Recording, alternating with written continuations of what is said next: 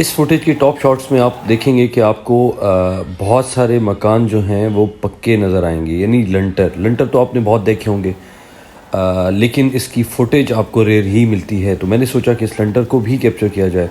اور ایک وہ زمانہ بھی تھا، یقیناً آپ لوگ یاد کرتے ہوں گے، آج ان لائنز کو بہت زیادہ وقت ہے، ان کو بہت زیادہ یاد کیا جاتا ہے کہ ایک دور ایسا تھا جب مکان جو تھے وہ کچے ہوا کرتے تھے اور لوگ جو ہیں وہ سچے ہوا کرتے تھے۔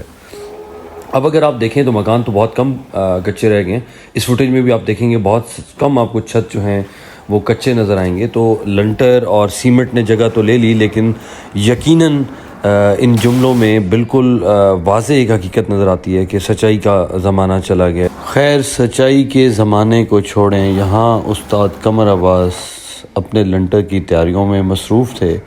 ایسے میں انٹرویو ہوئی ایک صاحب کی، جس پر استاد نے سگریٹ سلگاتے ہوئے فرمایا،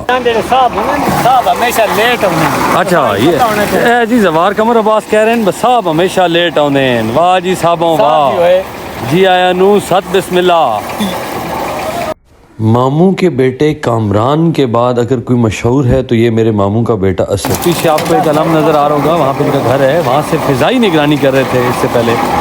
بہرحال جو ٹیم لگی ہوئی تھی اس میں قدیر، زوار قمر عباس اور لڈو، یہ لوگ اپنے کام میں مصروف عمل تھے۔ جی قدیر صاحب پتہ نہیں کام آندا نہیں یا نہیں، ای تو خدا ہی جاندا ہے، لیکن لگے پین۔ مرض بڑھتا گیا جوں جوں دوا کی، یہ جملہ تو آپ نے بہت دفعہ سنا ہوگا۔ اس جملے کا اس ویڈیو سے کیا تعلق ہے وہ میں آپ کو سمجھاتا ہوں۔ جیسے جیسے دن آگے جا رہا تھا، لنٹر اپنے اختتام کی طرف رواں دواں تھا۔ ایسے میں گرمی کی شدت اس قدر ہو چکی تھی کہ میرے لیے وہاں پہ زیادہ دیر ٹھہرنا ممکن نہ تھا، لیکن بطور پاکستانی ناممکن کو ممکن کیسے کیا، وہ تھی یہ اذان کی آواز۔ اس آواز کا گاؤں میں تعلق دن کے کھانے سے ہوتا ہے، تو میں نے اجازت چاہی اور ان مہمانوں کے لیے کھانے کی تیاری میں مصروف ہوا۔